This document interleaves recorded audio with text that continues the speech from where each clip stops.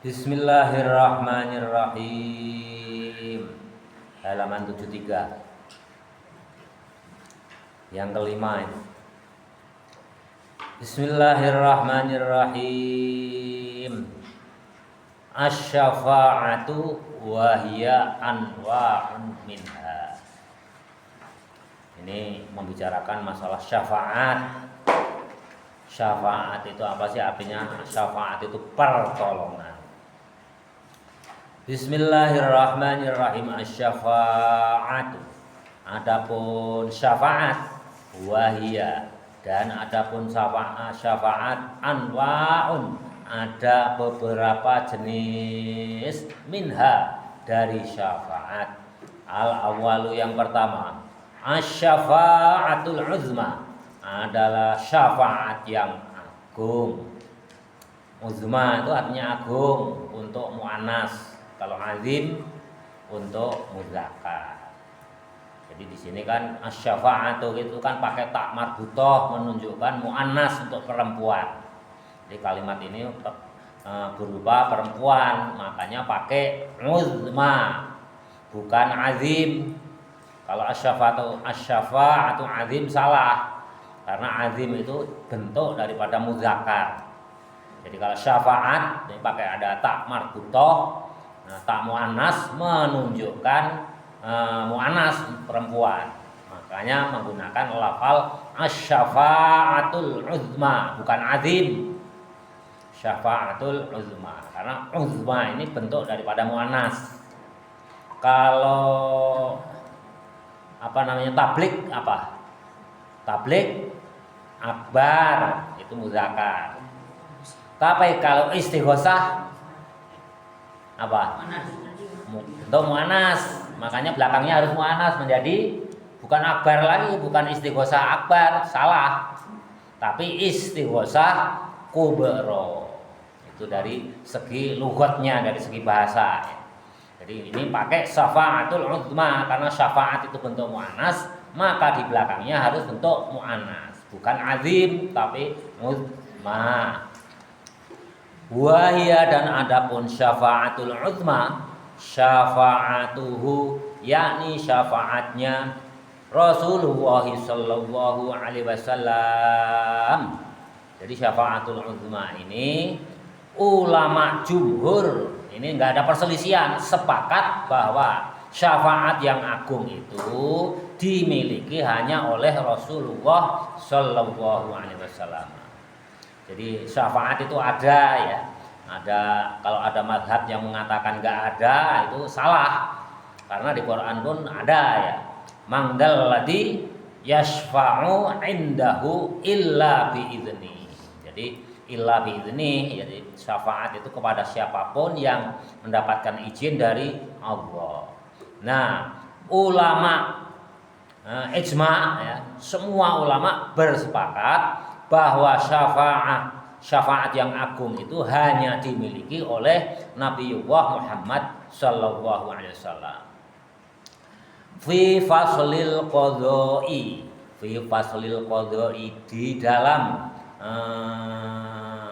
di dalam penentuan al-qadha'i, keputusan. Jadi untuk menentukan keputusan ya, li irahatil khalqi, dari istirahatnya makhluk, min haulil mauqifi, dari tempat takutnya tempat berkumpul. Jadi mauqif itu tempat berkumpul. Jadi kalau padang mahsyar itu hanya istilah kita aja. Di Quran, di hadis itu nggak ada disebut padang mahsyar ya. Kalau masalah mahsyar kan kemarin udah kita bahas, itu ya orang dikumpulkan gitu aja. Dikumpulkan, istilahnya adalah hasarul ajsadi ilal mauqifi. Jadi orang itu dikumpulkan di tempat berkumpul. Jadi tempat berkumpul di padang mahsyar itu tempat yang menakutkan. Jadi syafaatnya Rasul itu untuk mengistirahatkan orang yang takut atas dikumpulkannya di padang mahsyar. Wa masyaqqatihi, dan kesulitannya padang mahsyar. Jadi padang mahsyar itu tempat yang sangat menakutkan dan penuh kesulitan. Karena apa? Di padang mahsyar itu terjadi beberapa ujian atau boleh dikatakan disebutnya fitnah. Fitnah padang mahsyar. Jadi fitnah itu semenjak kita masih hidup itu ada, fitnah kehidupan ada, fitnah kematian ada, fitnah kubur ada, fitnah kebangkitan ada, nanti ada fitnah di padang mahsyar. Apa fitnahnya di padang mahsyar? Ya macam-macam. Yang pertama, Allah itu marah. Allah itu marah dengan sangat. Ya kalau udah Allah marah ya tentunya makhluknya itu pada takut. Jangankan Allah yang marah, sesama manusia ya. Kalau kita dimarahi oleh orang itu kabur naik ke apa? Dinding ya. Apalagi Allah yang marah ya. Nah, itu takut. Itu yang pertama. Fitnah yang kedua, konon ya dalam satu riwayat matahari di padang mahsyar itu jaraknya hanya sejengkal dari kepala kita. Itu di riwayat hadis banyak disebutkan bahwa matahari itu jaraknya hanya sejengkal di antara kita. Jadi hanya sejengkal, bayangkan aja matahari itu berapa ribu gigawatt aja panasnya itu ya. Alam ya. Yang jaraknya jauh sekali itu aja masih terasa panas. Apalagi ini hanya jaraknya sejengkal. Sehingga ya nanti sesuai dengan amalan kita. Ada orang yang mandi keringat itu di telapaknya, ada yang keringatnya itu sampai di mata kaki, ada yang keringatnya itu sampai di tuur lutut, ada juga yang sampai leher, bahkan ada orang yang ditenggelamkan di padang mahsyar itu oleh keringatnya sendiri.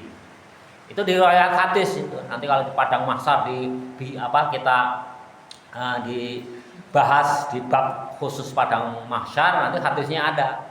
Ya, tergantung apa ya, tergantung amalan kita. Itu fitnah yang kedua. Sedangkan fitnah yang ketiga, lapar dan haus. Ya. Nah, namanya matahari hanya sejengkal.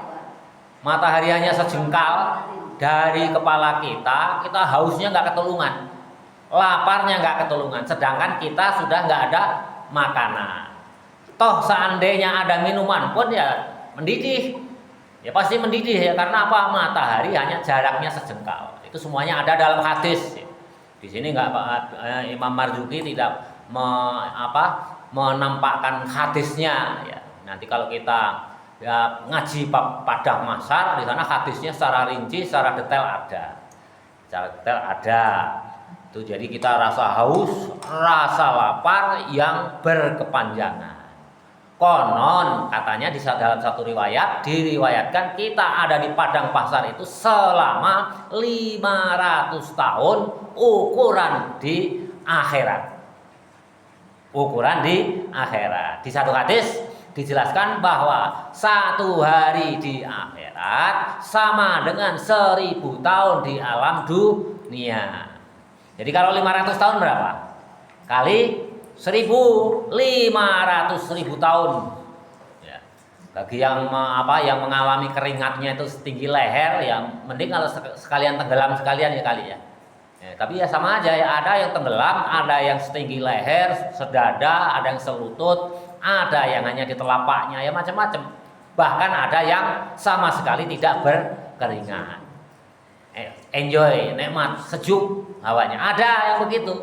Ya macam-macam. Itu fitnah yang ketiga.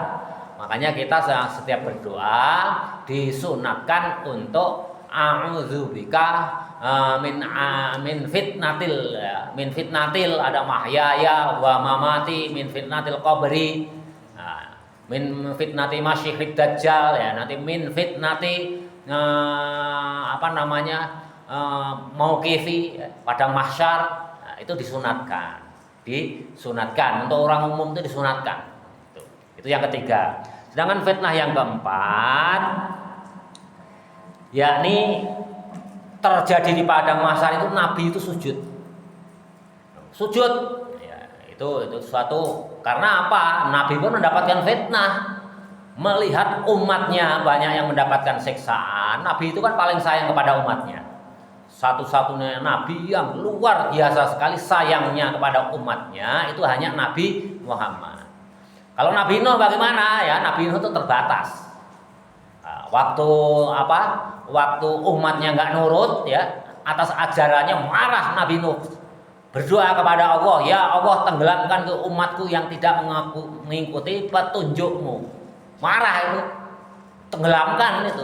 Akhirnya hanya berapa? 80 orang yang beriman yang ikut di perahunya Nabi Nuh. Ya bunayya irkam ma'ana wa man hamaltahu dzurriyyatahu ma'anu. Kan gitu ya? Ya, nanti lengkapnya dicari, itu pasti ada itu. Anakku sampai anaknya, istrinya pun tetap kafir, tenggelam, anaknya tenggelam ya. Itu fitnah. Nah, Nabi Muhammad saking sayangnya mendapatkan fitnah dari Allah, umatnya itu disiksa di padang mahsyar, sujud kepada Allah, nggak bangun-bangun, sujud kepada Allah. Ya. Apa yang diucapkan? Ya wallahu alam. Ya. Berdoa tentunya. Ya. Nabi Muhammad sujud berdoa. Itu yang fitnah yang keempat. Nah, dalam sujudnya Nabi Muhammad itu sujud saking lamanya itu membaca ha ana laha sehingga ada nyanyian itu gimana siapa yang Habib Syekh itu ya ada ya ngau gitu kedengarannya hanya ha itu sebetulnya namanya syair khabir. Itu yang dilafalkan Sayyidina Muhammad waktu di padang mahsyar mendapatkan fitnah dari Allah dengan umatnya yang sangat banyak itu tersiksa. Akhirnya sujud ha ana laha sehingga menjadi sangat terkenal di kalangan orang ahli syair sufi, itu dijadikan nyanyian kayak di siapa namanya? Habib Syekh itu wow ha analaha itu yang dilafalkan Sayyidina Muhammad sujud nggak bangun-bangun. Ha ya Allah, dengan fitnah ini lana bagiku laha akan aku bereskan. Ya Allah, fitnah ini akan aku bereskan. Ini urusanku ya Allah, fitnah padang mahsyar ini. Kira-kira begitu artinya. Sehingga Sehingga Allah tidak tahan melihat sujudnya Nabi Muhammad itu terlalu lama, hanya melafalkan ha ana laha. Ya Allah, dengan fitnah itu ana bagiku laha akan aku bereskan. Itu Nabi sangat tersiksa sekali. Sehingga begitu lamanya sujud, Allah lantas tak tahan, memerintahkan kepada Nabi Muhammad, irfa roksaka ya Muhammad, angkat kepalamu ya Allah, ya Muhammad. Kamu jangan sujud terus, angkat kepalamu wahai Muhammad. Nah, itu saking sayangnya Allah kepada Nabi Muhammad. Satu kamu minta apa? Pasti akan aku penuhi, kata Allah. Angkat kepalamu Muhammad dari sujudmu, kamu minta apa? Pasti akan aku penuhi, kata Allah kepada Nabi Muhammad. Sehingga lafal yang ketiga, kalimat Allah, perintah Allah yang ketiga kepada Nabi Muhammad, yang terakhir adalah isfa musyaffa. Jadi ada 3 kalimat yang diperintahkan oleh Allah yang melihat Nabi Muhammad itu sujud saking lamanya nggak tahan. Irfa roksaka sal tu'ta isfa musyaffa. 3 kalimat ini yang diucapkan oleh Allah, perintah Allah kepada Nabi Muhammad. Artinya apa? Irfa roksak, angkat kepalamu ya Muhammad. Saltuto, kamu minta apa? Nanti pasti akan aku penuhi. Isfa musyaffa, isfa syafaatilah umatmu. Musyaffa, tentu kamu bisa menyafaati. Itu ada kaitannya dengan mangdalladzi yashfa'u illa bi'idzni. Barang siapa ya, mangdalladzi, orang yang mempunyai yashfa'u syafaat illa bi'idznih, kecuali izin Allah. Nah, diangkat kepalanya, Nabi Muhammad sudah diizinkan untuk memberikan syafaat. Nah, siapa? Nabi Muhammad berdoa. Nabi Muhammad lantas berdoa. Udah dipersilahkan oleh Allah untuk bisa menyafaati, akhirnya berdoa. Yang doa itu oleh Nabi Muhammad dalam hadisnya itu beliau memberikan keterangan, aku berdoa, yang doa itu belum dibaca oleh sebelumnya, oleh orang lain sebelumku. Jadi sebelumnya itu belum dibaca, dan olehku sendiri juga belum pernah dibaca. Jadi doa khusus, doanya apa? Ya wallahu a'lam, belum pernah diajarkan pada kita, belum diberikan penjelasan kepada kita. Itu apa? Dalam rangka meringankan fitnah umatnya Muhammad.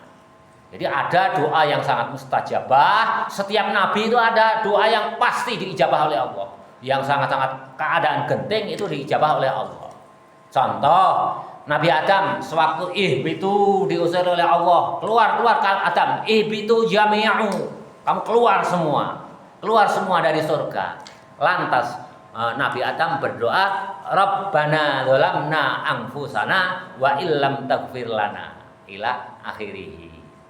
Begitu juga waktu Nabi Yunus ditelan ikan paus, itu juga berdoa. Doanya apa?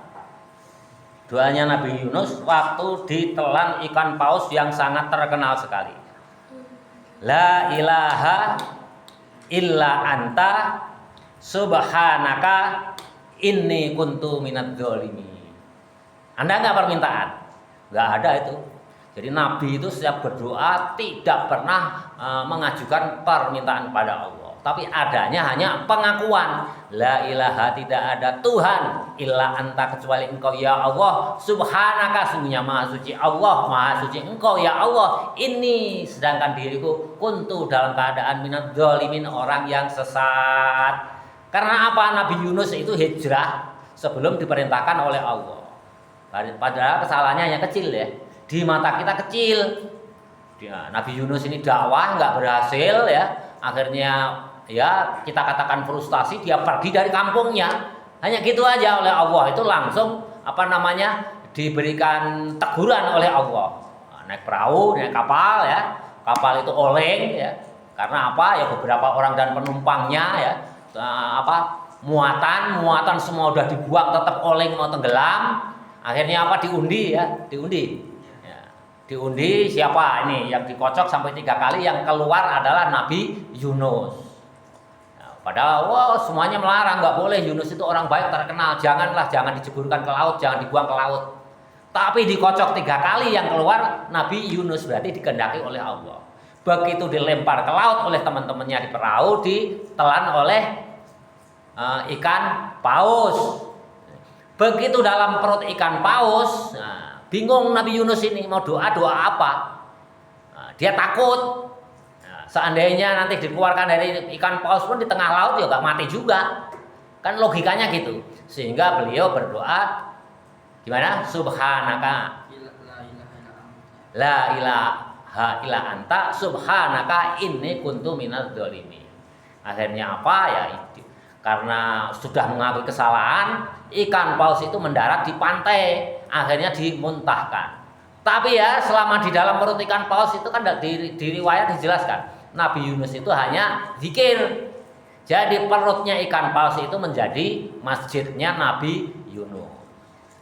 Nabi Ibrahim, ya, doanya juga mustajab waktu dilemparkan ke api, ya, oleh siapa? Raja Namrud. Doanya apa? Kalau yang hafal tak kasih hadiah 20.000. Doanya apa? Mustajabah. Setiap nabi itu diberikan doa yang mustajabah oleh Allah. Lil anbiya ad-du'a mustajabah lahu. Doanya apa?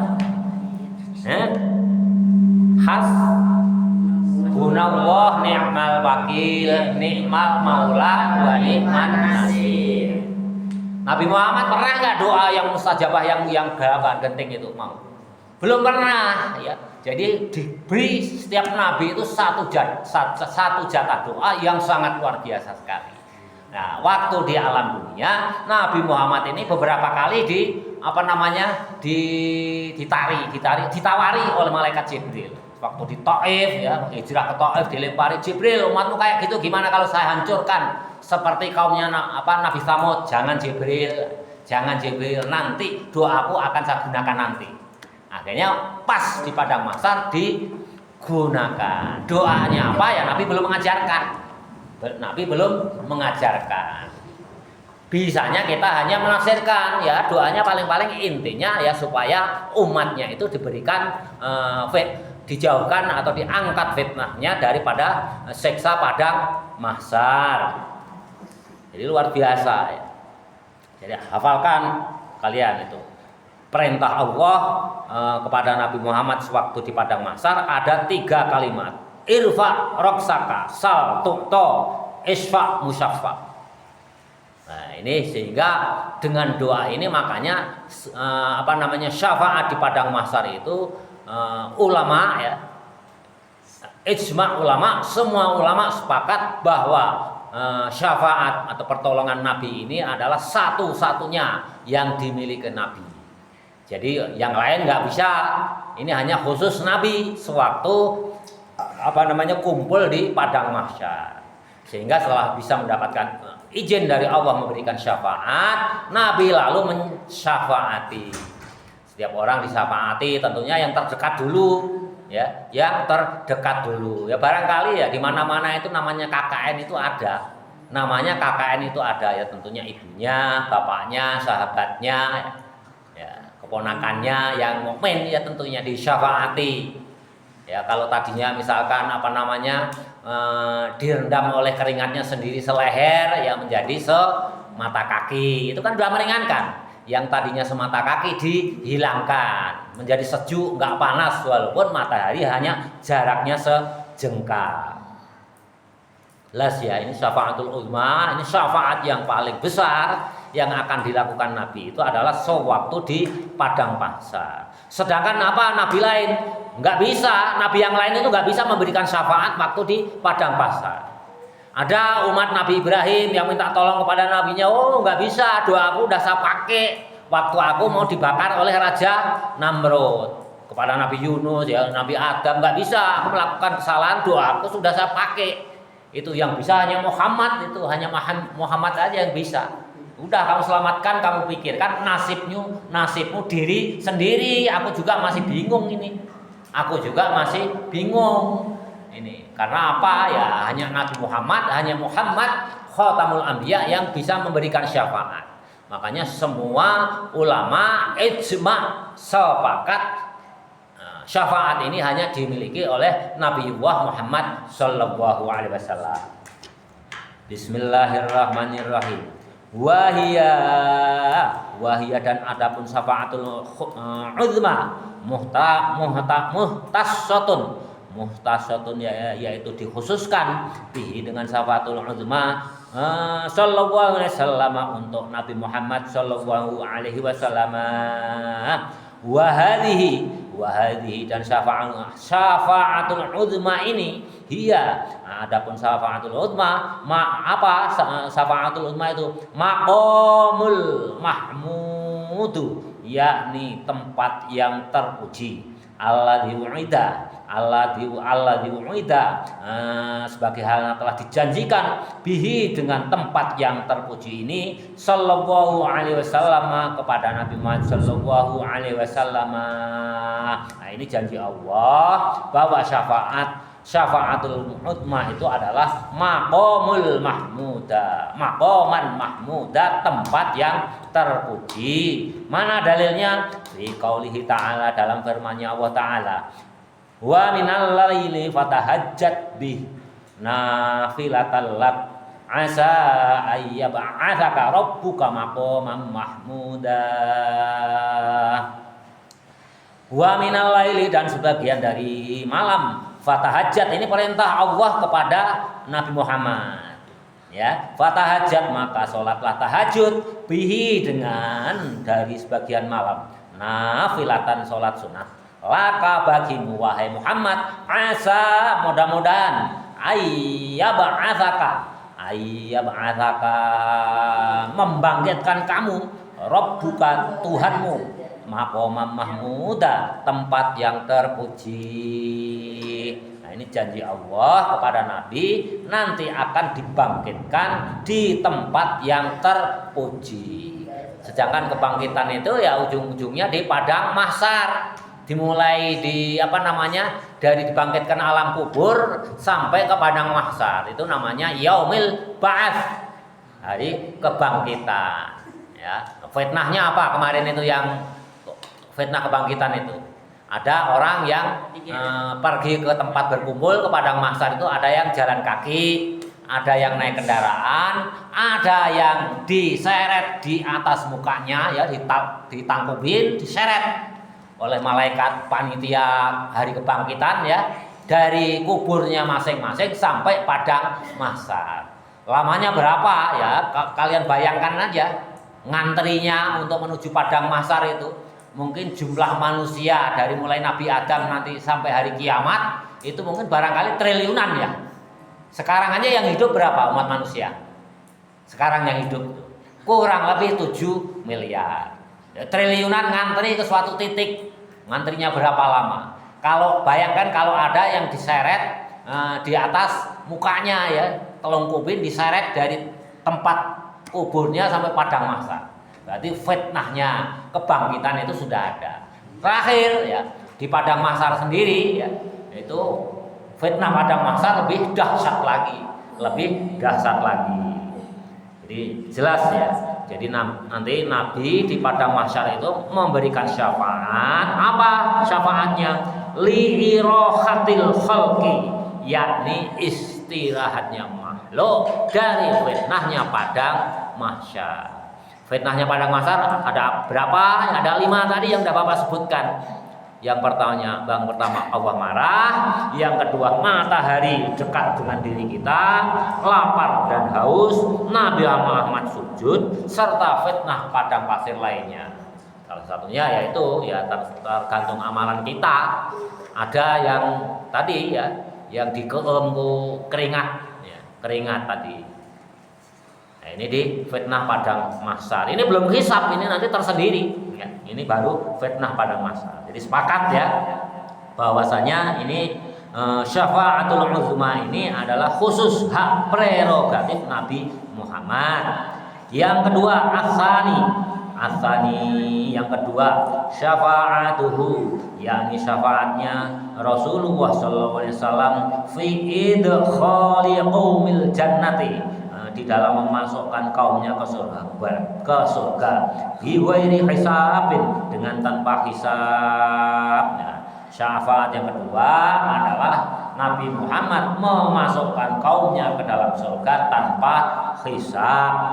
Qala Nawawi, berkata Imam Nawawi Al-Bantani, wahia, dan adapun syafaat yang kedua muhtassatun, dikhususkan bihi, dengan yang syafaat yang kedua ini Nabi Muhammad SAW, khusus untuk Nabi.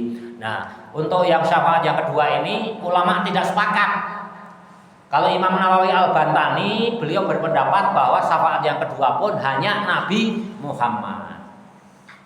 Sedangkan ulama-ulama besar yang lain ada yang berpendapat bahwa seorang ulama, nabi-nabi yang lain, orang yang mati syahid pun bisa memberikan syafaat yang kedua ini.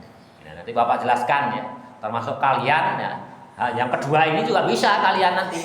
Ya, kalian bisa syafaat yang kedua ini. Ini berdasarkan riwayat-riwayat hadis tentunya dasarnya, bukan hanya sekedar penafsiran, tapi saking cintanya Imam Nawawi Al-Bantani. Ada ya, hadis yang lain itu menceritakan seorang perempuan ibunya itu masuk neraka, dia masuk surga dengan bapaknya, nyari ibunya nggak ketemu, akhirnya nyari-nyari, ternyata ibunya ada di neraka. Lantas anak perempuan itu menggunakan syafaatnya biiznillah bisa mengangkat ibunya masuk ke dalam surga. Ada. Tapi saking cintanya Imam Nawawi Al-Bantani kepada baginda Rasul, nggak bisa itu. Pokoknya Nabi aja, itu saking cintanya. Saking cintanya ya macam-macam ya. Kalau ada seorang perempuan ya, misalkan si Fulanah, ya, di sini ada Kiki, ada siapa?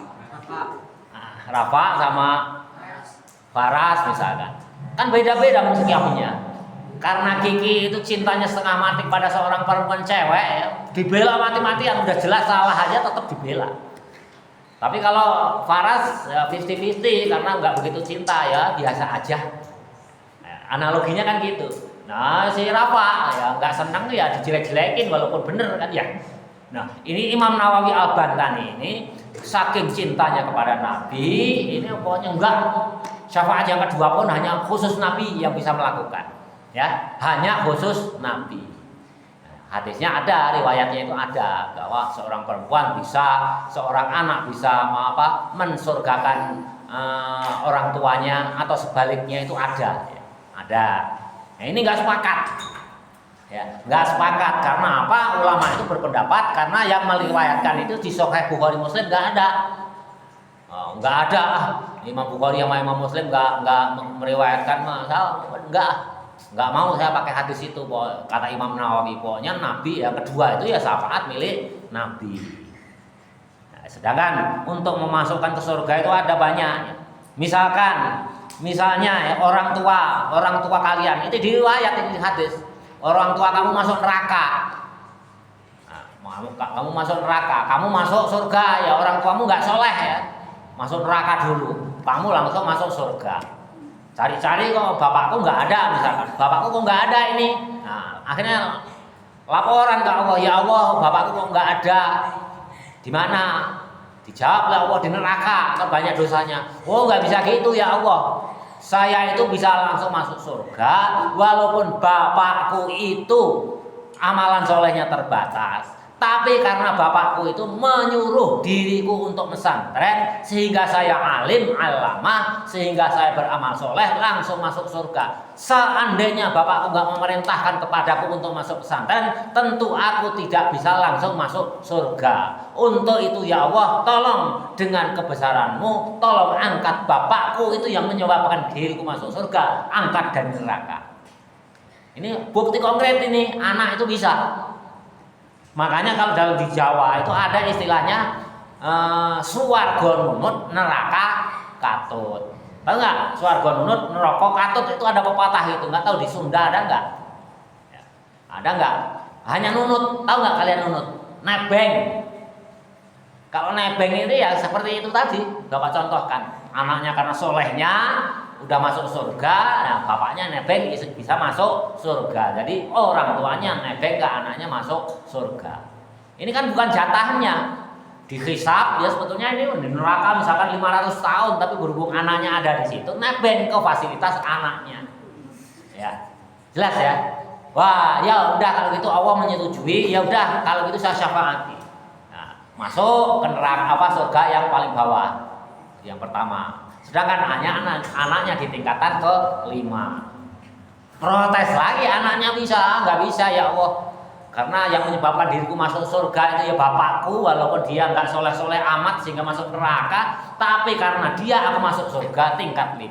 Saya nggak rela ya Allah angkat ke derajat yang lebih tinggi. Ya, lama-kelamaan ya karena kesabaran anaknya ini mati-matian ya memohon pada Allah, akhirnya bisa sederajat ke anaknya di surga tingkatan ke-5. Inilah pengejawatan kalau orang Jawa dulu swarga nurut neraka katut itu begitu. Begitu juga sebaliknya ya. Begitu juga sebaliknya, nanti kalau ada orang berbuat jahat bisa masuk neraka yang harusnya menurut hisab ya, menurut hisabnya itu masuk surga, tapi tiba-tiba mau masuk ke surga dihadang oleh orang, menyebabkan dirinya masuk ke neraka. Nerakanya katut ya, karena apa? Ya kejelekan dia menyebabkan orang lain nggak ikhlas. Wah nggak bisa ya Allah dia masuk surga itu si fulan itu. Dulu ya dia itu amalannya bener soleh, tapi dia itu menghina diriku ya, membenci diriku itu nggak ada ukurannya. Saya disiksa sekali karena saya kedudukan posisi sebagai pembantunya. Saya dilecehkan, saya dihina, dimaki, di ini itu nggak bisa ya Allah. Saya nggak ikhlas kalau si fulan walaupun amalan solehnya banyak, saya nggak ikhlas kalau dia masuk ke surga. Untuk itu masukkanlah ke neraka, ya. Sehingga orang yang protes tadi ya, yang bekas pembantunya juga masuk neraka karena nggak ahli ibadah, akhirnya berdua sama-sama masuk ke neraka. Ya, jadi macam-macam. Makanya dalam pepatah Arab orang tua dulu itu juga bijak sekali. Ada pepatah swarga nunut neraka katut. Itu apa namanya? Falsafah Jawa yang sangat tinggi sekali. Saya yakin ya, Bapak yakin di Sunda pun ada ya semboyan itu ya. Swarga nunut neraka katut. Nah, begitu juga nanti suami, istri bisa menyebabkan masing-masing masuk surga atau masing-masing masuk neraka, ya tergantung kasusnya. Inilah makanya ulama tidak sepakat syafaat yang kedua itu. Anak pada orang tua pada anaknya itu bisa ya. Nah, itu di riwayat itu banyak sekali, apalagi cerita-cerita di Israiliyat di kitab Taurat itu banyak sekali. Nah, kalau di Israiliyat kan tentunya kita nggak boleh, ya terserah kita, boleh yakin boleh enggak. Tapi kalau sesuai dengan Quran hadis ya kita boleh ya. Kita boleh percaya. Itu cerita Israiliyat banyak, hadis-hadis juga ada. Jelas ya, kalau yang syafaatul uzma itu nggak bisa, itu hak prerogatif Rasulullah. Itu sewaktu di padang mahsyar. Sedangkan yang kedua ini kan sudah selesai, ini padang mahsyar, mau masuk surga atau neraka. Surga atau neraka. Pada jatahnya itu harus masuk neraka dulu. Tapi karena syafaatnya Rasul bisa langsung tanpa masuk neraka, langsung masuk ke surga. Siapa? Ya banyak ceritanya hadis-hadis, seperti orang yang wanita tunasusila pulang dari jual diri, melacurkan diri tengah jalan, dia melihat anjing yang kehausan ya. Karena amalannya memberikan minum anjing, akhirnya langsung masuk surga bighairi hisab. Atas apa? Atas syafaat Rasulillah. Ini yang dilakukan Rasul. Ya, tentunya kalau kita yang ringan-ringan ya kayak gitu, misalkan makanya kalian beruntung punya orang tua menyuruh kalian masuk ke pesantren. Nah, nanti kalian bisa mensyafaati orang tua kalian. Ya, kalau seandainya mudah-mudahan ya orang tua kalian nggak membutuhkan pertolongan anaknya, langsung bisa masuk surga. Tapi toh seandainya orang tua masuk neraka, kamu bisa menolong. Karena orang tua menyuruhmu ke pesantren, kalian menjadi soleh, kamu bisa memberikan syafaat sehingga bisa langsung tadinya masuk neraka tanpa hisab langsung masuk surga karena protes anaknya. Ini riwayatnya juga ada. Itu syafaat yang kedua. Yang ketiga, asalisu, yang ketiga, syafaatuhu sallallahu alaihi wasallam, syafaatnya khusus untuk Nabi Muhammad sallallahu alaihi wasallam fi ziyadati darajati, dalam menambah derajat. Ini yang ketiga. Wa jawaza Nawawi, dan menentukan Imam Nawawi ihtasosoha, mengkhususkan syafaat ini bihi, dengan syafaat ini sallallahu alaihi wasallam khusus untuk Nabi. Imam Nawawi ini saking cintanya kepada Nabi, pokoknya enggak, orang lain enggak bisa. Tapi syafaat yang ketiga ini juga ulama enggak sepakat. Salah satu yang enggak sepakat ya, pokoknya yang ketiga pun khusus untuk Nabi ya Imam Nawawi Al-Bantani. Sedangkan yang lain bisa, orang juga bisa, asal memenuhi syarat dan yang sesuai dengan petunjuk Nabi yang bisa memberikan syafaat itu. Ya, sesuai petunjuk Nabi. Ini nanti ada siapa sih yang bisa memberikan syafaat, nanti terakhir Imam Marzuki menyodorkan hadisnya. Jadi bukan hanya sekedar penafsiran, ini hadis Nabi nanti.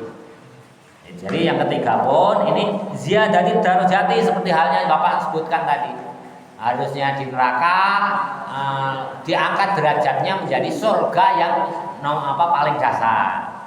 Nanti nggak terima lagi, diangkat lagi kedua, ketiga, keempat, kelima, akhirnya kumpul dengan anaknya. Ini naik tingkat, naik derajatnya. Syafaat yang seharusnya dihisab akhirnya menjadi tanpa hisab. Itu naik derajat, harusnya disiksa ke neraka dulu 500 tahun menjadi hanya 100 tahun. Itu kan naik derajat. Walaupun masuk neraka harusnya keputusannya 500 tahun hari akhirat. Tapi karena syafaatnya Nabi atau syafaatnya ulama atau syuhada atau anak yang soleh, hanya disiksanya 100 tahun, naik derajatnya. Yang keempat, Ar-Rabi'u yang keempat. Jadi yang ketiga, ulama juga nggak sepakat. Tapi pendapat yang kuat ya sepakat ya, karena Imam Nawawi ini Bapak udah sampaikan saking cintanya kepada Nabi, pokoknya nggak bisa, itu hanya khusus Nabi. Tapi ulama jumhur bisa yang ketiga, yang keempat. Yang keempat, ar-rabi'u asy-syafa'atu syafaat fiman, bagi orang istahaqqa yang berhak duhulan nari, masuk neraka, ala yadkhulaha, sehingga tidak masuk neraka.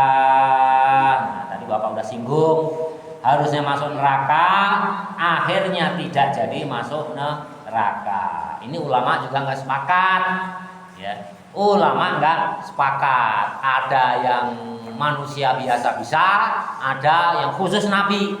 Yang khusus Nabi ini siapa yang mengatakan? Imam Nawawi Al-Bantani, karena saking cintanya. Tapi seandainya beliau masih hidup pun, Bapak berani itu protes. Wah, kalau enggak, Imam Nawawi ya dengan segala hormat, bukan saya merendahkan Syekh, ya tetap ya, orang lain pun bisa karena ada hadisnya. Tapi karena saking cintanya yang membabi buta, seperti analoginya Kiki tadi. Nah, punya pacar, dia cinta sekali, ya pokoknya salah pun tetap dibela. Kurang-kurang dikit ditutupin karena udah cinta. Karena sudah cinta. Ar-Rabi'u yang keempat tadi ya harusnya masuk neraka. Ar-Rabi'u yang keempat asy-syafa'atu syafaat fiman, bagi orang istahaqqa yang mempunyai hak dukhulan nari, masuk neraka, ala yadkhulaha, sehingga tidak jadi masuk ke neraka. Qala Iyadu berkata Syekh Iyad. Masih ingat Syekh Iyad? Masih ingat nggak di kitab apa itu kemarin tuh? Di kitab Nasaihul Ibad. Hari apa itu? Hari Sabtu. Masih ingat nggak siapa Syekh Iyad? Syekh Iyad adalah mantan preman. Nama lengkapnya siapa? Syekh Fudail bin Iyad.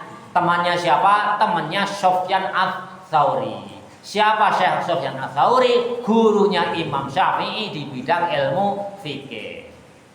Mantan preman menjadi ulama, menjadi wali, sehingga berpendapat beliau. Ya, ini Syekh Iyad. Makanya kalian tuh kalau ngaji itu perhatikan supaya nempel di pikiran, di hati. Syekh Iyad itu tadinya mantan preman ya, di Masjidil Haram sana. Itu temennya siapa?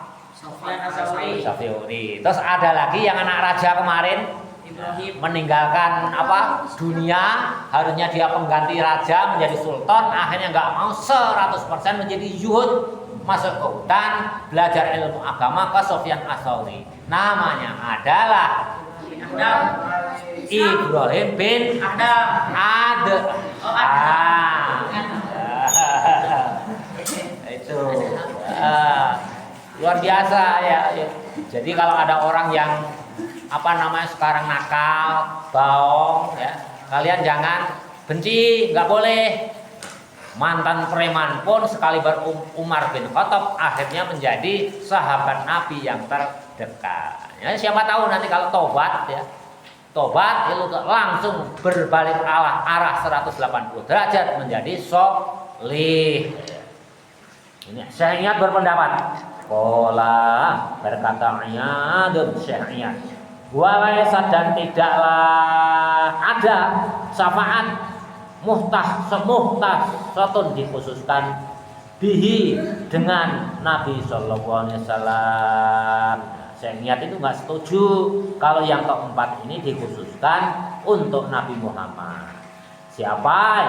Siapapun orangnya bisa memberikan syafaat atas yang penting memenuhi syarat dengan sabda Nabi.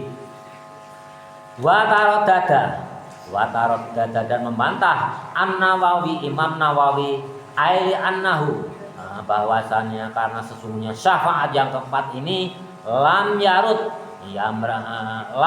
tidak ada tasrihun, penjelasannya Bidzalika, yang demikian itu.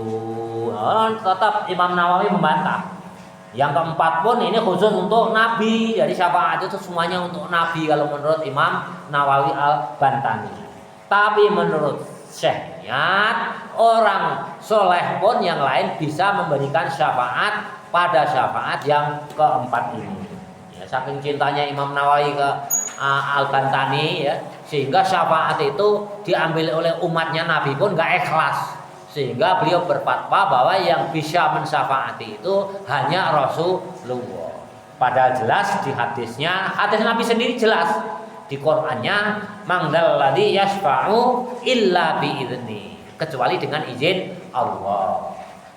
Jelas ya, yang keempat pun ini terbelah. Tapi mayoritas jumhur ulama, kalian pun bisa memberikan syafaat ini. Seharusnya orang tua kalian, saudara kalian, anak kalian masuk neraka karena kalian mempunyai alasan sehingga menyebabkan bisa masuk ke surga. Jelas ya.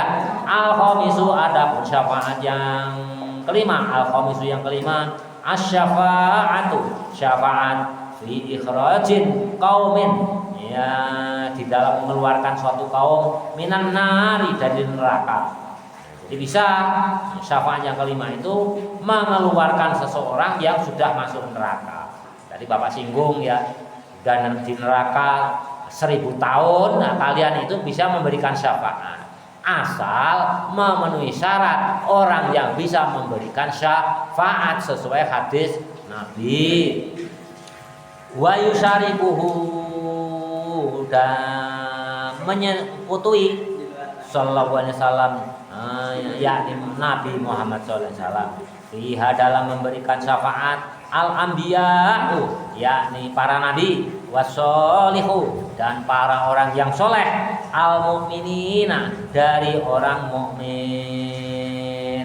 Jadi kalian kalau termasuk orang yang soleh, orang mukmin yang soleh, itu bisa memberikan syafaat.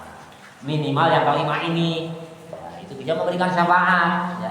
Termasuk Imam Nawawi setuju kalau yang kelima ini, orang mukmin yang soleh itu bisa mengeluarkan saudaranya atau siapapun yang dikehendakinya, mengeluarkan dirinya dari neraka. Jadi ini misalkan Neng ya, Neng, waduh ini teman pesantren saya kok masuk neraka, saya nggak ikhlas nih. Orang tuaku udah gak memerlukan syafaat, saudaraku enggak, teman saya lah, teman saya di pesantren itu yang ada di neraka udah 600 tahun, saya akan menolongnya. Nah, kalian tuh bisa. Itu sepakat jumhur ulama, ijma ulama sepakat yang kelima ini kalian pun bisa memberikan syafaat. Asal syaratnya kalian itu termasuk orang yang mukmin yang soleh, orang mukmin yang baik. Jelas ya. Makanya jadi orang soleh itu enak, bisa menolong. Bisa menolong. Orang yang nolong sama yang ditolong lebih mulia mana? Yang nolong tentunya. Jadi nolong itu, syafaat itu hakikatnya di dunia. Syafaat itu apa sih artinya? Pertolongan. Nah, kalian hidup di pesantren itu sama-sama bisa memberikan syafaat, bisa pertolongan. Kalau teman kalian ada yang sulit, kalian bisa menolong, meringankan kesulitannya. Di syafaat itu berlaku untuk dunia akhirat, tapi yang menonjol nanti waktu di akhirat. Kalau di dunia itu nggak kelihatan ya. Kalian misalkan meringankan kesulitan teman kalian, itu ya artinya memberikan syafaat dunia. Nah, itu pahalanya nggak nampak, hasilnya nggak nampak. Tapi kalau di akhirat langsung nampak. Harusnya masuk neraka, harusnya udah di neraka 500 tahun, harusnya 1000 tahun ya, karena pertolongan orang mukmin yang soleh itu bisa diangkat dari neraka. Itu yang kelima, itu sepakat. Jadi dari kelima syafaat ini oleh ijma ulama, ya, kebanyakan ulama yang sepakat itu 4. Yang sepakat itu yang nomor 5 ya, yang nomor 5. Sedangkan yang nomor 3 sama 4 sama 2 enggak sepakat. Ada yang berpendapat khusus Nabi, tapi ada juga orang selain Nabi Muhammad bisa memberikan syafaat. Bagaimana nabi-nabi yang lain ya, nanti setelah di akhirat ya sudah masuk surga ya, Nabi Adam ya tentunya mensyafaati keluarganya dan umatnya. Tolong gitu. Terakhir yang paling banyak bisa menolong siapa? Nabi Muhammad nanti. Nah, Malik itu, Fulan itu. Tolong itu atas protes anaknya yang solihah itu orang tuanya ada di neraka, tolong wahai Malik itu kamu angkat dari neraka ya, dari neraka. Nah, syafaat pun pemberlakuannya macam-macam. Ada tiba-tiba ada orang ya, kan Bapak pernah cerita ya, ada orang tiga orang itu yang akan diberikan syafaat oleh Allah melalui beberapa jalur ya, mungkin ada amalannya atau anaknya. 3 orang dipanggil itu, 3-tiganya di neraka itu kan Bapak pernah cerita ya. Panggil Malik itu, tolong itu makhluk itu yang ada di neraka, tolong kalian bawa di sini, kamu angkat ke atas, suatu lapang antara surga dan neraka. Panggil oleh Allah. Yang pertama, kenapa kamu kok masuk ada di neraka? Oh ya Allah, dulu kalau saya diperintahkan untuk berbuat kebaikan, saya melalaikan. Saya tidak segera mengerjakan kebaikan itu, sehingga aku masuk ke neraka. Jatahmu berapa lama? Ya masih lama Allah. Masih lama ya Allah. Ya kalau gitu udah, kamu masuk neraka lagi. Diperintahkan oleh Allah kamu masuk neraka lagi sesuai jatahmu. Nah, kan di rapotnya ada yaumil hisab. Kalau bicara masalah hisab ada di sana. Si fulan itu jatahnya misalkan 1000 tahun. Kamu berapa? 600 tahun, berarti 400 tahun lagi. Udah kamu masuk neraka. Akhirnya si fulan yang pertama itu kenceng sekali menuju neraka, itu lari kenceng sekali. Wah, lari secepat-cepatnya. Lantas Allah memanggil, berhenti, makhlukku berhenti. Kenapa saya suruh masuk neraka larinya kenceng sekali kayak orang yang senang masuk neraka? Dijawab oleh hamba Allah itu, dulu waktu saya di dunia itu melalaikan perintahmu ya Allah, selalu menunda-nunda perintahmu ya Allah, sehingga aku masuk neraka. Saya tidak ingin celaka 2 kali. Engkau ya Allah memerintahkan diriku masuk ke neraka, maka aku dengan secepat-cepatnya menuju neraka. Karena apa? Saya tidak ingin lalai 2 kali melaksanakan perintahmu. Jawab, padahal jatahnya berapa? 400 tahun lagi. Oh begitu ya.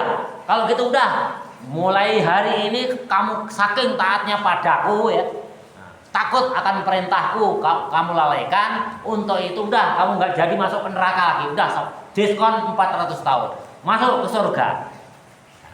ke surga. Jadi nanti kalau di yaumil mahsyar kalian bisa mengakali ya, kalau dulu kalian lalai ya, buru-buru suruh Allah itu masuk neraka, ya siap ya Allah, lari sekenteng-kentengnya. Itu ada di riwayat hadis. Yang kedua, diadili. Kamu tahu masuk neraka apa sebabnya? Tahu ya Allah, karena dosaku terlalu banyak. Sehingga jatahmu berapa tahun? 2000 tahun ya Allah. Udah berjalan berapa lama? Baru 1000 tahun. Oh, ya udah kalau gitu kamu masuk ke neraka lagi. Gitu. Dengan santainya ini disuruh ini. Yang kedua ini diadili, itu habis diadili oleh Allah. Santai sekali sambil lihat ke atas, pelengah ke atas. Kenapa kamu pelengah? Diberhentikan oleh Allah. Ya Allah, perkiraanku aku diangkat dari neraka ke atas itu akan dimasukkan surga. Kan engkau terkenal paling baik ya Allah. Nggak ngira kalau aku disuruh masuk neraka lagi. Sedangkan aku sudah berhusnudon, dikeluarkan dari neraka itu mau dimasukkan ke dalam surga. Maka aku jalannya dengan santainya, lihat kiri, lihat kanan, lihat ke atas, lihat ke bawah. Aku seolah-olah nggak percaya, karena aku sudah berhusnudon kepadamu ya Allah. Oh gitu ya, yuk Ya udah kalau gitu karena kamu sudah berhusnudzon baik kepadaku, maka yang 1000 tahun saya diskon. Kamu nggak jadi masuk ke neraka lagi, silahkan kamu masuk ke surga. Ya, masuk ke surga. Nah, baru yang ketiga, panggil lagi. Panggil lagi. Ya fulan, hambaku. Kenapa kamu masuk neraka? Kamu tahu sebabnya? Tahu ya Allah. Tahu ya Allah. Terus bagaimana? Apa alasanmu kamu masuk neraka ini? Kalau yang 2 tadi kan alasannya sudah, karena sudah kuadili. Sekarang kamu jatahnya berapa tahun? 500 tahun ya Allah misalnya, 500 tahun. Udah berlaku berapa tahun? Baru 100 tahun. Terus gimana pendapatmu? Kamu melihat yang lain tadi, yang 2 orang itu udah aku adili. Aku yakin ya Allah, aku pasti masuk surga. Setelah ini Engkau mengizinkan aku masuk surga. Kenapa kamu kok bisa berpendapat begitu? Ya aku beralasan karena amalku itu lebih banyak daripada dosaku. Gak mungkinlah aku itu ada di neraka sampai 500 tahun. Itu karena aku tahu amalanku itu lebih banyak daripada dosaku. Yaudah, kalau kamu memang berpendapat begitu, kamu berpendapat amalanmu itu lebih banyak, silahkan sekarang masuk ke neraka kembali. Karena apa? Belum, amalanmu itu sedikit sekali. Kamu hidup berapa lama? 80 tahun ya Allah. Iya, amalan solehmu itu selama 80 tahun. Sedangkan kejelekanmu itu juga banyak, panjang sekali. Untuk menutup kesalahanmu itu nggak cukup amalanmu yang 80 tahun. Untuk itu kamu masuk ke neraka lagi. Akhirnya orang yang merasa dirinya amalannya banyak masuk neraka kembali, menuntaskan yang 400 tahun. Karena terlalu pede, terlalu percaya diri, amalannya yang akan menyelamatkan dirinya dari siksa neraka. Sedangkan yang bisa menyelamatkan dari siksa neraka itu adalah pertama syafaat dari Allah, syafaat dari nabinya, serta ada syafaat-syafaat yang lain yang orang yang soleh, orang mukmin yang soleh. Kalau kamu mengandalkan amalmu itu tidak bisa mensyafaati kesalahanmu. Untuk itu yang 400 tahun silahkan dijalani di dalam api neraka. Makanya kalian tuh jangan sekali-kali mengandalkan amalan. Semuanya itu syafaat itu berupa rahmat dari Allah. Yang bisa menyelamatkan diri kita itu hanya rahmat Allah. Amalan kita itu sebagai sarana penunjang untuk mendapatkan rahmat Allah. Jadi jelas ya, yang kelima ini adalah nabi dan orang-orang mukmin yang soleh itu bisa mensyafaati. Gimana Pak Fakih kalau saya termasuk orang yang soleh? Ya berarti kalian bisa mensyafaati. Nah syafaat itu bermacam-macam. Yang paling banyak tentunya ya syafaatnya Nabi Muhammad. Tak terbatas, tak terhingga. Karena apa? Nabi kan langsung dibantu oleh malaikat langsung. Dan pembantunya tentunya. Konon jumlah malaikat Malik itu sama dengan jumlahnya manusia yang masuk ke neraka. Jadi ya kalau yang masuk ke neraka misalkan 0,5 triliun, berarti jumlah malaikat Malik itu ya 500 triliun. Begitu masuk neraka, tambah lagi malaikat menjaga itu. Ya yang jaga yang khusus. Jadi satu manusia dijaga oleh penjaga malaikat ahli neraka itu ya 1 orang. 1 malaikatnya 1, orangnya 1. Kalau yang di neraka 1 triliun ya berarti malaikat Malik itu berjumlah 100 triliun. 1 triliun. Jaga nanti suatu saat. Jadi kalau ada perintah dari Allah itu angkat dari dasar neraka ke surga itu nggak kebingungan nyari, enggak. Jadi jumlah malaikat itu sama dengan jumlahnya manusia yang diciptakan oleh Allah. Malaikat rakib kalau jumlahnya manusia 7 miliar berarti ya malaikat rakibnya 700 miliar. Malaikat atibnya 700 miliar. Teknisnya bagaimana Allah caranya? Ya jangan tanya, terserah Allah aja. Apakah itu mutlak berupa malaikat rakib atau atid atau pembantunya ya wallahu a'lam. Wallahu a'lam. Yang diriwayatkan itu setiap Allah melahirkan bayi satu orang berarti menambah malaikat satu orang. Itu diriwayat begitu. Jadi Nabi orang soleh itu bisa memberikan syafaat. Tentunya biiznillah. Mangdalladzi yashfa'u indahu illa biiznillah, kecuali dengan izin Allah. Berarti yang nggak dikasih izin, yang nggak bisa memberikan syafaat. Walaupun kalian itu ya cinta sekali kepada bapakmu, tapi kamu tidak diberikan izin oleh Allah, kamu tidak bisa. Semuanya atas biiznillah. Mana dalilnya itu tentang syafaat? Itu yang terakhir, baris paling bawah. Qala Nabi Muhammad sallallahu alaihi wasallam, ini hadis dari Rasul yang bersabda. Rasul sabdanya bagaimana? Yushfa'u yaumal qiyamati salasatun. Ayo jangan main aja. Ayo perhatikan ini. Nah, yang terakhir ini penting ini. Ayo. Qala Nabi Muhammad sallallahu alaihi wasallam, yushfa'u bisa dibaca yashfa'u juga bisa. Ya, ini Bapak jelaskan. Ayo, Walbi sama Fadli. Dibaca yusfa'u bisa, yasfa'u juga bisa. Tapi kalau sanad Bapak itu dibacanya yusfa'u. Kalau yusfa'u mabani majhul atau kalimat pasif. Artinya apa? Yusfa'u diizinkan memberikan syafaat. Itu kalimat pasif. Orang yang diizinkan itu berarti apa? Berarti nunggu izin dari Allah. Kalau dibaca yasfa'u menjadi mabni fa'il, kalimat aktif, bisa aja. Jadi udah tanpa izin Allah lagi dia sudah bisa memberikan syafaat. Makanya tapi Bapak memilih yusfa'u diizinkan memberikan syafaat yaumal qiyamati, di hari kiamat. Salah satu ada 3 menurut hadis Nabi yang diberikan izin memberikan syafaat itu ada 3 kategori.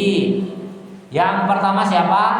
Al-anbiya'u, para nabi. Jadi para nabi itu bisa memberikan syafaat. Tentunya nabi-nabi itu ya untuk umatnya. Nabi Adam ya untuk umatnya Nabi Adam. Nabi Ibrahim untuk umatnya Nabi Ibrahim. Nabi Muhammad untuk dikhususkan untuk umatnya Nabi Muhammad. Ya, pertama para nabi itu diizinkan memberi syafaat. Summal ulama, kemudian para ulama. Bimakna, ulama ini yang di atas tadi dimaknai orang mukmin yang soleh. Kan di atas tadi ada ya syafaat yang keberapa tadi? Syafaat yang keberapa? Orang mukmin yang soleh tadi orang yang keberapa? Ya. Ya, orang mukmin yang soleh yang bisa memberikan syafaat. Yang kelima. Jadi yang kelima itu mengangkat dari api neraka. Itu ulama di sini dimaknai wasolihul mu'minina. Oleh Imam Nawawi itu ditafsirkan wasolihul mu'minin, orang mukmin yang soleh. Artinya apa? Karena standar kata-kata ulama itu kan beda-beda ya. Walaupun ilmunya sedikit, kalau soleh itu bisa memberikan syafaat. Ya. Tapi walaupun ilmunya banyak sekali, alim sekali, baca semua kitab dia paham, tapi nggak soleh, ya nggak bisa memberikan syafaat. Nggak bisa memberikan syafaat. Contohnya siapa? Korun. Korun itu kan orang soleh setelah Nabi Musa. Itu Korun, tapi dia nggak soleh, dia tidak bisa memberikan syafaat. Ya, jelas ya. Abu Jahal itu pintar enggak? Pintar. Alim dia hafal Quran, tapi tidak bisa memberikan syafaat karena tidak soleh. Sehingga makna daripada ulama itu adalah orang mukmin yang soleh. Walaupun ilmu kalian pas-pasan, asal kalian soleh, pasti kalian bisa memberikan syafaat. Kata siapa? Kata Nabi Muhammad dalam hadisnya, yakni yusfa'u yaumal qiyamati salasatun. Ada yang bisa memberikan syafaat, itu ada 3. Yang pertama al-anbiya, para nabi, summal ulama. Ya, summal ulama. Kemudian para ulama. Kenapa nggak pakai wa? Oh, luar biasa sekali ya Nabi ini. Kalian kan nggak memperhatikan ya. Padahal kalau pakai wa juga boleh kan. Al-anbiya'u wal ulama'u wasyuhada'u boleh. Kenapa Nabi memilihkan kata-kata summa? Ini luar biasanya Nabi Muhammad, Nabi kita itu. Ini Bapak jelaskan. Karena kalau pakai wa dalam bahasa Arab itu menunjukkan kesetaraan. Sama. Siapa murid ada yang di kelas 7 misalkan, oh di sana ada Kolbi, ada Abizar, ada Kiki dan ada yang lainnya. Itu setara. Tapi kalau ditanyakan siapa yang paling pintar di antara kelas 7? Oh, yang pertama misalkan Abizar, kemudian siapa? Kemudian ada Fadli, misalkan, kemudian Kiki. Berarti ya siapa? Yang disebut pertama itu yang paling pintar, makanya pakai kemudian summa. Tapi kalau ditanya murid di zamannya pakai wa, itu kesetaraan sama, semuanya murid kelas 7. Tapi kalau ditanyanya siapa yang paling pintar, ya pertama misalkan Abdullah, summa Kolbi, summa Fadli. Jadi jelas ya, yang pertama tentunya yang paling utama adalah al-anbiya, summa ulama, kemudian ulama. Ulama itu adalah orang mukmin yang soleh, derajatnya di bawah Nabi tentunya dalam memberikan syafaat, ya, kemampuannya di bawah Nabi. Jadi jelas ya, nanti kalian bisa memberikan syafaat. Makanya jadilah orang yang soleh solehah, mukminat mukminat yang soleh solehah, supaya apa? Di akhiratnya nanti bisa memberikan syafaat. Apakah untuk saudara kita, orang tua kita, teman kita. Kalau Nabi tentu syafaatnya tak terbatas ya. Asal orang yang memenuhi kriteria ya, orang yang mempunyai kriteria untuk bisa menerima syafaat, bisa disyafaati oleh Nabi. Kriterianya apa? Di dalam dadanya itu ada kalimat tauhid, la ilaha illallah Muhammadur Rasulullah. Itu berhak mendapatkan syafaat. Ya, bisa mendapatkan syafaat. Sama ada kalimat tauhid, walaupun nanti di nerakanya beribu-ribu tahun, misalkan 1 triliun tahun, suatu saat berhak mendapatkan syafaat. Sumal ulama, kemudian para ulama tentunya terbatas. Yang ketiga summas suhada, orang yang mati syahid. Dalam satu riwayat orang yang mati syahid itu mampu mensyafaati ke 70 orang. 70 orang. Ya, kalau ulama itu nggak disebutkan berapa. Tapi kalau Nabi tak terbatas. Ya tentunya ulama itu ya sesuai dengan keilmuannya, sesuai dengan kesolehannya. Ulama yang sangat soleh, ulama udah pintar, alim alama soleh, tentu mampu mensyafaati banyak orang. Makanya kalian jangan jauh-jauh dari ulama. Diharapkan bisa memberikan syafaat kepadamu. Kata siapa? Kata Nabi. Kata Nabi. Kita Nabi udah jauh yang ada ulama, maka cintailah ulama agar kamu mendapatkan syafaatnya. Nah, kalau tetangga sebelah, oh ulama nggak bisa memberikan syafaat, ini hadisnya ada. Ini hadisnya ada. Kata siapa? Sabda Nabi. Kalau ulama besar, ilmunya banyak, dia solih sekali, ya, musannifin shodikin. Tentu ribuan, bahkan jutaan, bahkan miliaran orang yang bisa diberikan syafaat. Makanya kalau kalian jauh dari ulama itu adalah termasuk orang yang rugi. Orang yang rugi. Berarti kalian mengingkari hadis ini. Nah ini umumnya orang perkotaan ya. tetangga sebelah itu dia cium tangan ulama itu, kalau kita mencium tangan ulama itu malah dikritik. Apa sesama manusia? Sesama manusia padahal dia seorang alim alamah dan soleh. Kita harus dekat-dekat cinta kepada ulama. Agar apa? Mendapatkan syafaatnya ulama. Kata siapa? Kata Nabi. Nah kalau kalian nggak cinta kepada ulama, kalau ke Nabi terlalu jauh, ya kita cinta kepada Nabi dengan melaksanakan ajarannya dan memperbanyak sholawat. Kalau hubungannya orang masih hidup, ya kita dekat dengan ulama yang masih hidup. Kita rajin ziarah kepada ulama yang sudah meninggal, ila rafiqil a'la. Kita aja nggak cinta kepada ulama, bagaimana mungkin kita akan mendapatkan syafaatnya ulama? Jelas ya? Hadis ini jelas, hadis Nabi, cintailah ulama, nanti kalian akan mendapatkan syafaat. Ya kalau kita nggak cinta, nggak pernah memberikan hadiah pada ulama, bagaimana nanti ulama itu akan ingat, akan memberikan syafaat pada kita? Kita dilewat. Makanya mulai sekarang kalau kamu ada waktu luang, sowan kepada ulama besar yang soleh solehi. Agar apa? Kamu dekat dengan ulama. Agar apa? Agar kalian mendapatkan syafaat ulama di yaumil akhir. Mana dasarnya ini? Hadis. Rawahu, diriwayatkan hadis ini Ibnu Majah oleh Imam Ibnu Majah an Utsmani. Hadis ini dari Utsman. Wa dan adapun hadis hadis hasanun yang baik. Nah, hadis ini baik mendekati ke sahih. Jadi kalau di kalimat persisnya tentunya an Utsmana dari Utsman. Qala berkata Utsman yusfa'u yaumal qiyamati, nanti rawahu Ibnu Majah. Jadi hadis ini diriwayatkan oleh Ibnu Majah dari Utsman bin Ali, sahabat Rasul. Dari sahabat Rasul. Ya.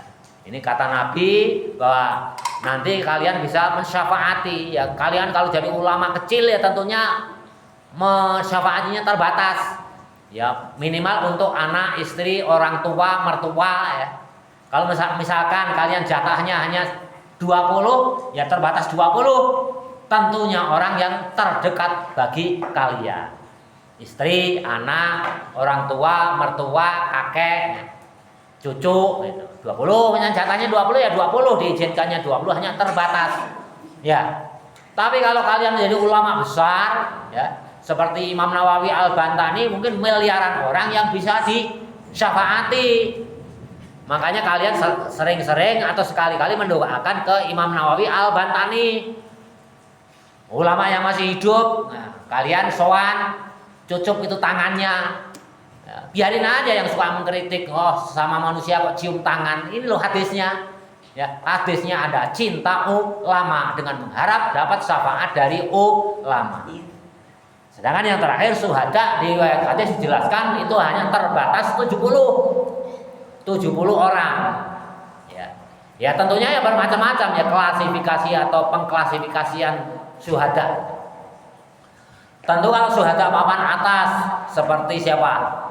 Seperti Sayyidina Hamzah paman Rasul yang wafat di perang Uhud, ya tentunya lebih dari 70 tentunya. Yang 70 itu kalau yang mati syahid yang kelas bawah. Papan atas mungkin juga bisa jutaan, bahkan miliaran. Ya kita nggak tahu berapa batasannya, nggak dijelaskan. Tapi logikanya akal sehat kita berdasarkan riwayat-riwayat yang ada, ya ulama itu ya kalau bapak ya seperti ngajar di Rancakamit ya tentunya kategori ulama pun yang kecil ya sudah alhamdulillah ya seandainya masuk kategori itu. Ya mudah-mudahan bisa memberikan syafaat, jangan yang mengharap syafaat.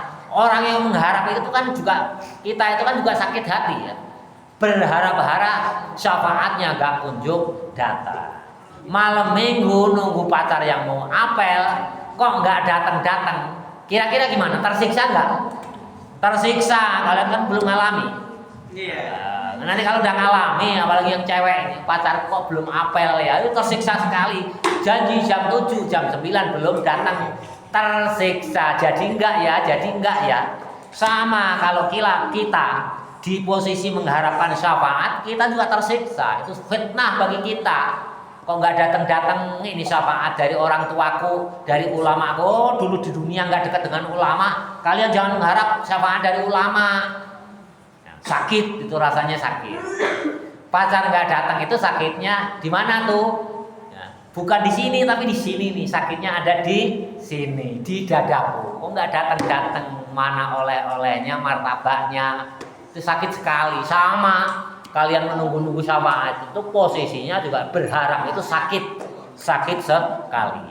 Makanya mulai detik ini jangan kalian ketemu ulama cium itu cucuk tangannya dengan berharap keberkahannya syafaatnya di yaumil akhirat. Hadisnya ada ya, derajatnya itu hasan. Nah, hasan itu baik, ya, derajatnya hasan. Kalau hadis itu kan rata-rata yang membuat lemah itu kan yang meriwayatkan. Nah, ini hasan. Nanti kalau kalian menjadi ahli hadis itu diteliti kenapa kok hanya masuk kategori hasan. Kalau amaliyah hasan itu biasanya dianjurkan untuk diamalkan. Kalau akidah itu kalian wajib meyakini ini. Akidah itu wajib yang meyakini ini. Jadi ulama itu mampu memberikan syafaat kepada diri kita. Ini luar biasa sekali. Jadi ini nampaknya kalau berlanjut ke tafsir hanya sedikit sekali nanti satu ayat tangguh. Nah, ini tuntaskan aja membahas masalah syafaat 10 menit lagi. Jadi jelas ya. Nah, nanti di macam-macam syafaat itu di akhirat itu ya. Kalau bisa kalian jangan berharap syafaat, tapi menjadi orang yang mampu memberikan syafaat. Syaratnya apa? Menjadi ulama. Ulama itu bagaimana menurut Imam Nawawi? Yakni orang mukmin yang soleh. Artinya apa? Setiap mukmin itu berpotensi untuk bisa memberikan syafaat. Asal punya ilmunya sedikit ya tentunya, solehnya sedikit ya tentunya hanya sedikit. Tingkat-tingkatan. Kalau ulama-ulama besar ya tentunya nanti bisa mensyafaati itu banyak orang. Ada konon di satu riwayat itu satu ulama yang standar itu bisa mensyafaati 500 orang. Nanti diizinkan lagi yang ke atas lagi 1000 orang, 1500 orang. Ya, kita mudah-mudahan ya minimal 1 juta orang lah. Nah, minimal 1 juta orang. Jadi misalkan kita, keluarga kita, cucu, kakek kita minimal 7 generasi itu bisa masuk rombongan masuk ke surganya Allah Subhanahu wa taala. Gara-gara kita mampu bisa memberikan syafaat. Jadi ya, jelas ya syafaat ini nggak mengada-ada.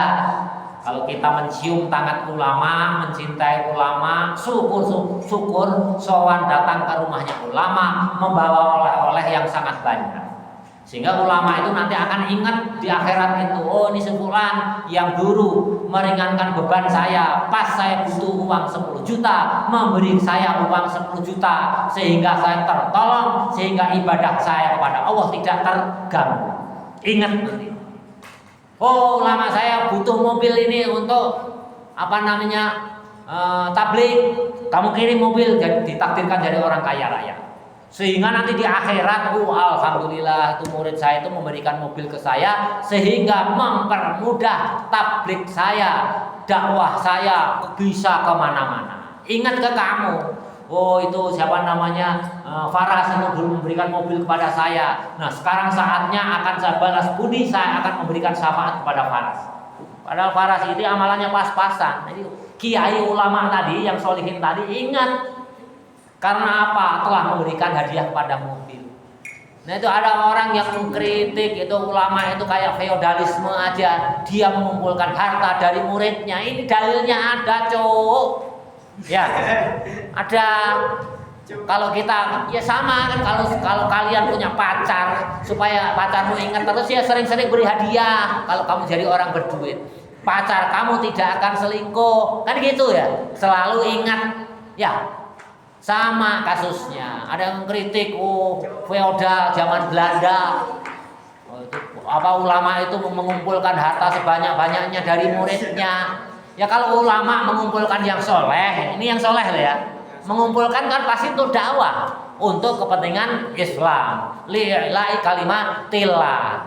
Nanti ingat di akhirat, wah dia 1 mobil kurang, wah 2 mobil. untuk mempermudah, sumbangkan ke pesantrennya. Oh, tambah ingat itu ulama itu di yaumil akhir itu. Wah, ini nih Kiki ini udah memberi satu tambah lagi satu tambah lagi satu. Udah syafaat lah, nanti saya usulkan. Wah, ternyata belum amalannya pas-pasan, hanya surga kelas paling bawah. Wah, nggak terima ulama besar tadi. Berdoa lagi minta izin ke Allah. Ya Allah, Kiki itu dulu amalannya banyak, walaupun amalan ibadahnya terbatas, karena infaknya, sedekahnya banyak sekali untuk pengembangan agama Islam melalui diriku, melalui pesantrenku. Udah ya Allah, naikkan derajatnya ke surga nomor 4. Wah, nggak bisa ketiga dulu lah, ketiga lumayan lah, lumayan kan lebih bagus yang ketingkatan ketiga ya. Makanya cintailah ulama, dekat-dekat ulama, cium tangannya ulama. Kalian ketemu ulama besar, sekali-kali jangan memandang matanya, tundukkan wajahmu ya, dengan mengharap berkah dan syafaatnya nanti di yaumil akhir. Ya, adabnya kan gitu. Adab orang biasa di depan ulama besar, jangan sekali-kali memandang wajahnya sepintas saja. Tundukkan wajahmu sebagai tawadhu kepada ulama besar dengan mengharapkan keberkahan hidup, mengharapkan syafaat di yaumil akhirat. Mudah-mudahan kita termasuk orang yang mampu memberikan syafaat di yaumil akhir nanti. Allahumma amin. Alhamdulillahi mil al-mizani wa muntahal ilmi wa mablagh ridha wa zinatal arsh. Alhamdulillahi mil al-mizani wa muntahal ilmi wa mablagh ridha wa zinatal arsh. Alhamdulillahi mil al-mizani wa muntahal ilmi wa mablagh ridha wa zinatal arsh. Walhamdulillahi rabbil alamin.